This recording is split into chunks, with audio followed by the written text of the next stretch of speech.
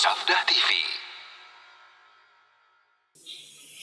Nah, sekarang pihak ketiga apa hubungannya dengan kasus itu? Paham? Pihak yang menerima saukarah, yang menerima uang, apa hubungannya dengan kasus ini? Apakah ada kelalaiannya? Hah? Tidak.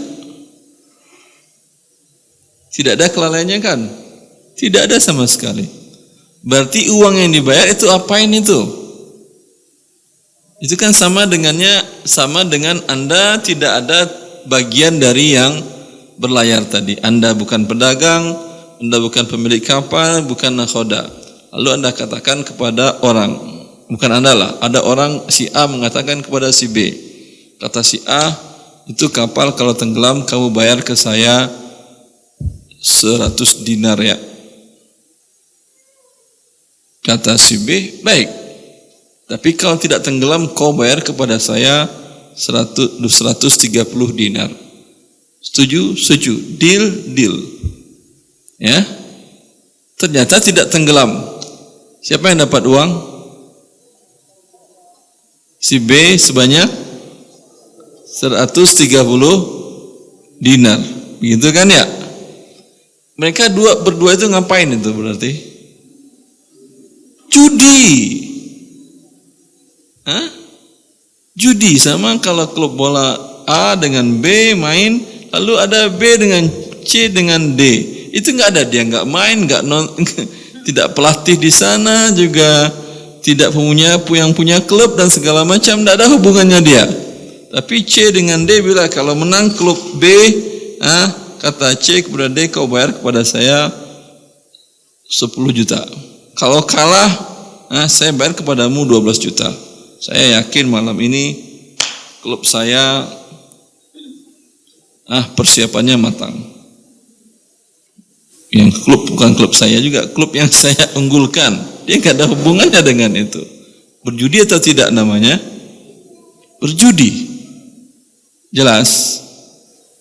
Judinya antara C dengan D. Kalau tadi antara si pedagang dengan agen saukaroh tadi. Jelas sudah? Jelas sudah berjudi? Alhamdulillah. Tapi banyak juga orang nggak setuju dibilang judi dia. Terserah dia lah. Ini orang judi di bursa juga dibilang ini investasi mas, bukan judi. Kamu nggak belajar ekonomi sih ya. Ekonomi judi. Kami belajar ekonomimu yang judi itu kami tidak lakukan, kami hindari. Kami tahu bahwa itu judi. Ya, sehingga para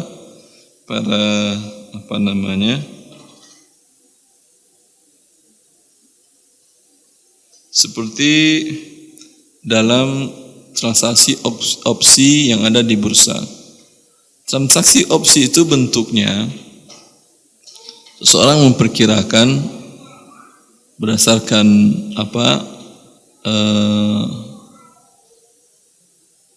penelitian dia, analisa dia, saham perusahaan ini akan naik tinggi.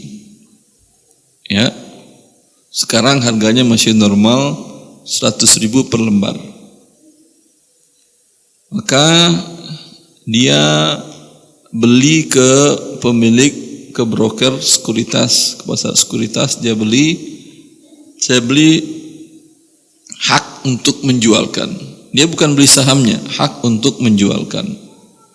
Dari saham perusahaan A tadi, satu lembar sekarang berapa? 100.000 rupiah. Dia beli umpamanya 10 lembar. Berapa? 10 lembar. Dia beli umpamanya 10 miliar. Berapa lembar berarti itu?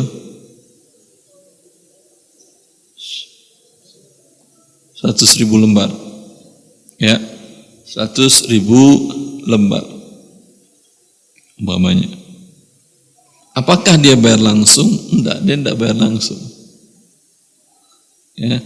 Dia mengatakan, ya, saya bayar hanya nilai opsi hak untuk menjualkan, tapi saya tidak beli sahamnya. Dia bayar, anggap dia bayar langsung ya opsi tadi. Ya, ini juga bukan DP, dia nggak beli seluruhnya, opsi menjualkan. Dan si sekuritas tadi belum tentu juga dia punya saham itu. Mungkin saham orang lain yang nitip ke dia dalam satu dan keadaan satu dan lain hal, atau saham orang-orang yang digadaikan ke dia. Ya. Kemudian ternyata betul naik harga saham A tadi dari 10 miliar menjadi 30 miliar. Maka dia ambil, dia jualkan. Untung dia banyak kali. Paling yang dibayarnya tadi dari 10 miliar tadi paling 2%. Berarti sekitar 2 juta. Ya. 20 juta. Hitung aja lah 20 juta kali ya. Atau 200 juta kali. 200 juta kali ya 20%-nya. Ya. Ternyata naik menjadi 30 miliar. Berarti dia untung 29 miliar kurang 200 juta. Jelas? Ketika sebaliknya yang terjadi, ya udah, itu uang opsinya tadi hilang, ya dia nggak mungkin mau ngambil, paham? Dia nggak mungkin ngambil, ngapain saya ngambil, uang opsi hilang. Ini sama nggak dengan judi? Iya judi. Ini sepakat para ulama kaum muslimin di dunia mengatakan opsi ini judi, dan ini salah satu bentuk cara transaksi yang ada di pasar saham, bursa saham. Maka bursa sama dengan tempat perjudian. Kalau ini asuransi, bagaimana kalau asuransi syariah? Apakah namanya perjudian syariah, Ustaz? Baik, nanti kita lihat. Sabar dulu. Kita yang masih asuransi yang judi konvensional, yang haram.